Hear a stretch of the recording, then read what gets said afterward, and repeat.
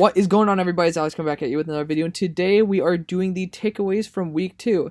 So I guess I'm going to put this in here. I'm not 100% sure if I did this last time, but we're going to actually look over what my picks were last week and then see what I did right, what I did wrong, and what to learn from that. So starting off with this Cleveland Browns versus Cincinnati game, if I'm not mistaken, we already talked about this.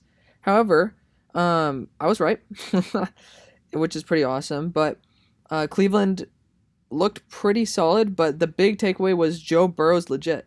The dude looked like a starting number 1 caliber quarterback, and I've been hearing word from PFF and stuff like that Joe Burrow has a top 10 processor already in the league. For a rookie, it's insane. I mean, I've seen this guy, like, he's able to work with nothing and basically put up numbers against a team that I thought would be Super Bowl ready.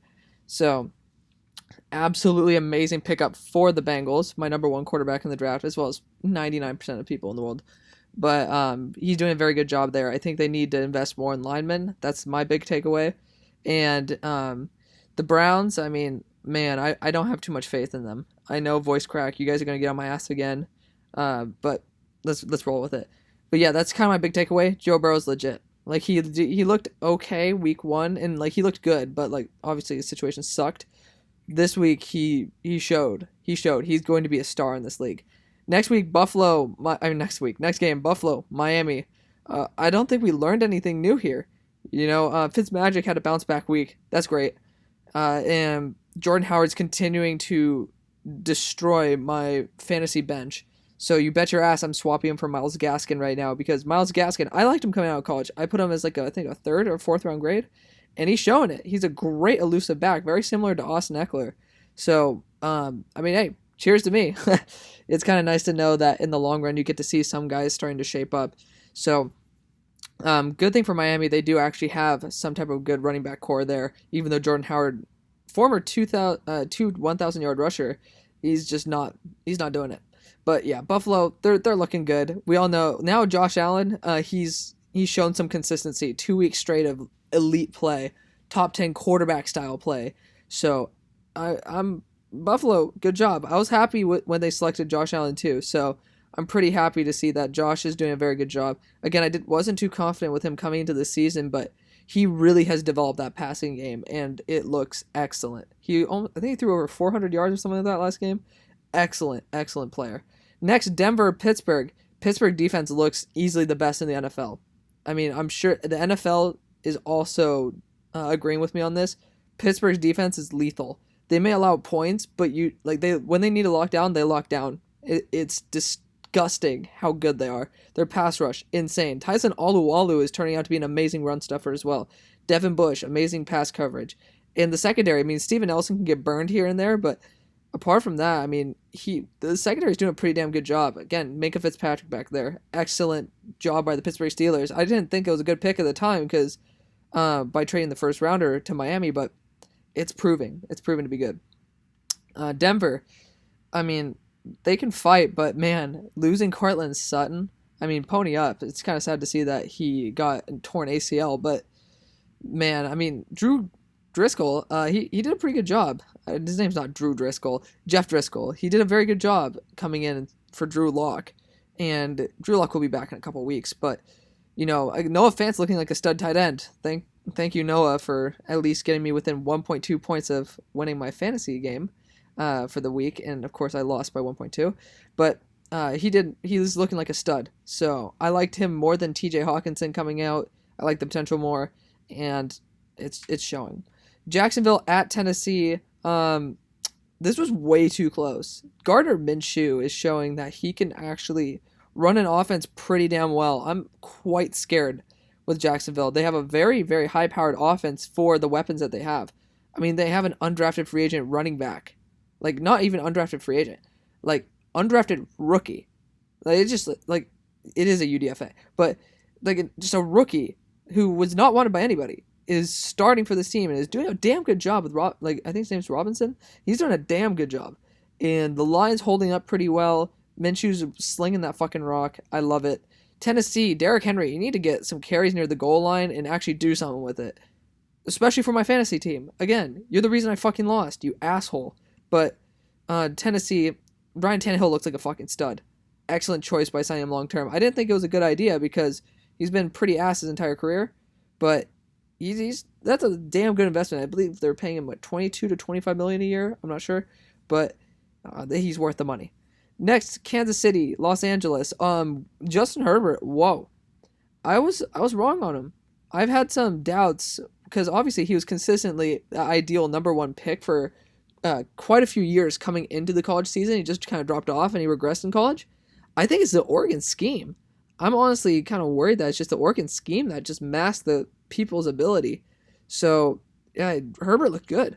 He challenged the best quarterback in the NFL to the freaking overtime. Like, if it weren't for a damn field goal, like, this game's over. This game's over. Like, I am very surprised. Coming in, no reps with the starters, and just straight up coming in, throwing over 300 yards, 1 touchdown running, 1 touchdown passing, and 1 interception. That was extremely stupid. But it was him just being cocky. The guy has a strong arm, but he's not Patrick Mahomes' arm.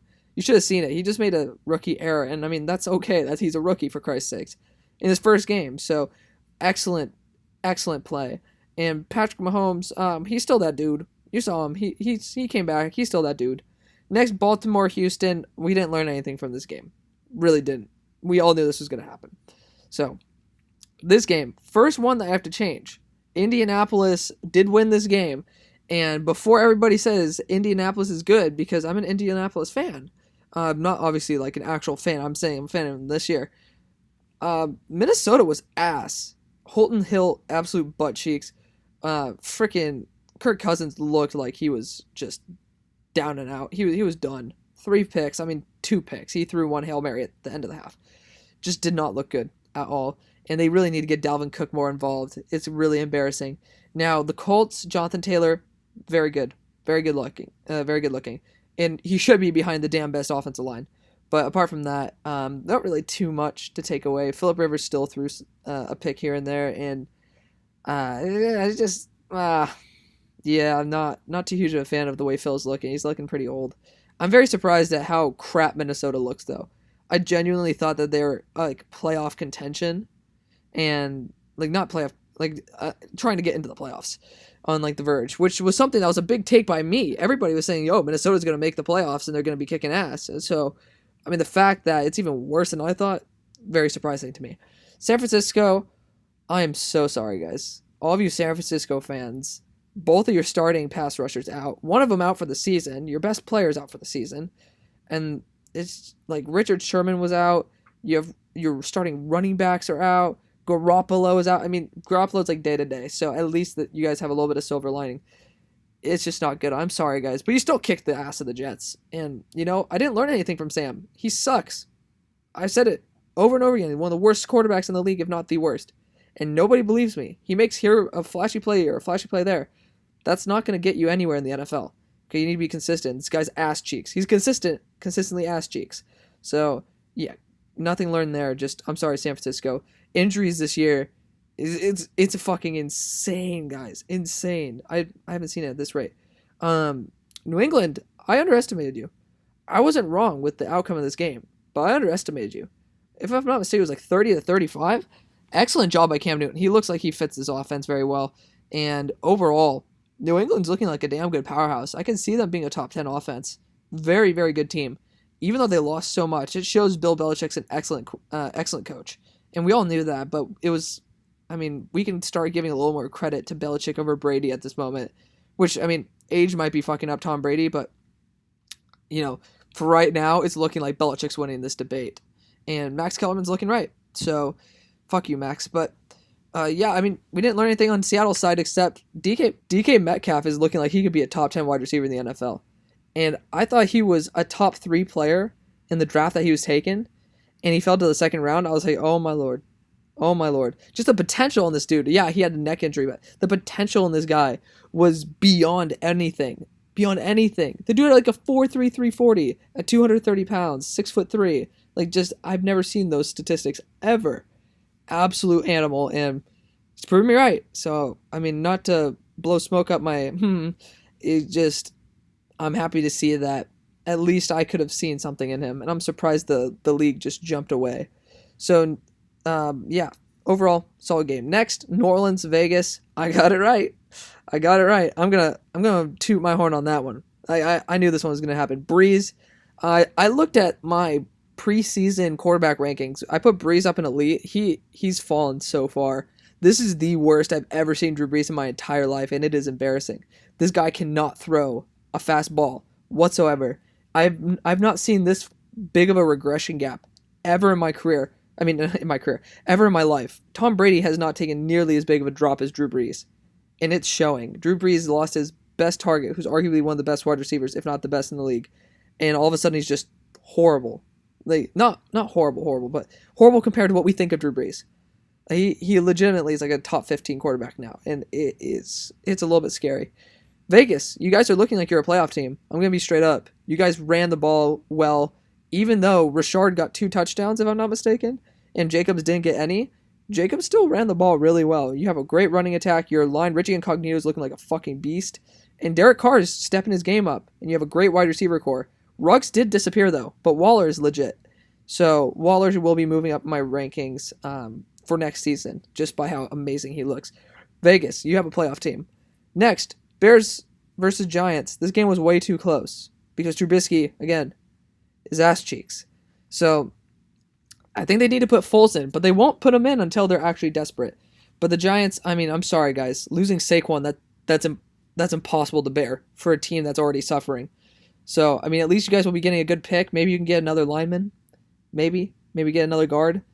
I know you got. Don't you guys have Batonio? I think you guys have Batonio, and then you have Hernandez, and Hernandez is very good. Maybe you can get a better center than Halapio, if I'm not mistaken. So maybe you guys can get something like that. You can get like a Creed Humphrey. That wouldn't be a bad choice. But man, I feel a little bit bad. So I'm sorry, Giants fans, because I'm actually starting to like your team. I like Daniel Jones. Next, Carolina, Tampa Bay. Did we learn anything? Not really. Teddy Bridgewater's still looking like an average quarterback who he's just a good guy for the meantime. And Derek Brown needs to clean up how dirty he's playing. It's a little bit sketchy to me. And then Tom Brady, I mean, again, he's slid quite a bit, but at least they got a little bit back. So proud of Tom for at least getting back and being able to beat a team he should definitely beat. Now, this next game, Atlanta, again, Carolina out with Christian McCaffrey, screwing over another one of my fantasy teams. That's going to be a little bit rough. Mike Davis, though, one of the highest PFF grades for being a running back. He's looking pretty damn good. Next, Atlanta, Dallas. What the fuck? Atlanta, why do you guys like to blow such big leads? I'm going to be straight up. You guys like to blow every lead you guys ever make. And it's kind of embarrassing. So, Dallas, I mean, Dak Prescott ran for 3 touchdowns. So, what I take out of this is Dak needs to step up his passing game. Big time. If it weren't for him running 3 touchdowns, like, he needs to be a quarterback. He's not Lamar Jackson. He can't be putting up these numbers every week as a rusher because he doesn't have that ability. Zeke still looking fine. He's very consistent, and that line's solid. CeeDee Lamb's legit. Amari Cooper, I mean, he had an insane one-hand grab. Overall, Dallas is looking pretty damn good, even though their defense is getting lit the fuck up. Atlanta, again, super powered passing offense, blows another huge lead. And I mean, they just need to clean it up. They really just need to finish off games correctly. They're like the damn Chargers and always blowing the lead at the end of the game. Well, the Chargers a couple years ago. Next, Rams at Philly. It's right again. Rams, I mean, what can I say? You guys are looking legit. Your offensive line is playing very well. So they went back to 2 years ago, Rams offensive line, which is great. Because last year we were like, why the hell did the Rams offensive line regress so much? So it looks like they just had a slip up last year. So I'm happy about that. Philadelphia, you guys are a fucking joke. Absolutely fucking, like a huge joke. People were talking about Super Bowl with you guys, and you guys are just embarrassing. And it's not the offensive line. I mean, it is partially offensive line. I'd be obviously arrogant to say it's not. Philadelphia, Carson Wentz is literally being an idiot. 7 turnover-worthy plays in 2 weeks. Last time he hasn't even had that, I believe. He hasn't had something similar to that in his entire career. I'm pretty sure in like 2018, he had 7 turnover-worthy plays that were all turnovers. And he's done that in 2 weeks. Wake the fuck up, Carson. You know, you're the number 2 overall pick, and Jared Goff's starting to look like he's a better quarterback than you. He just outmatched you in your own game. And you're the guy with the way better talent. Wake the fuck up. Next, Detroit, Green Bay. We all knew this was going to happen. Ain't nothing to take away from this, man. Ain't nothing to take away. Aaron Jones, I already knew he was an absolute beast. Just proved it more. And same thing with this game. Washington put up a good fight, but Dwayne Haskins is their weak link. And Arizona, I mean, they're Super Bowl contenders. And it's nice to see that's the way it's going to be. So let me know what you guys think. I only missed one game. I'm pretty proud of myself. I'm not going to lie. The one year I don't end up doing like a betting league on predicting who's going to win what, but it's whatever. It's fun. Let me know what you guys think. Thank you guys so much for watching. I'll see you on the far side. Peace.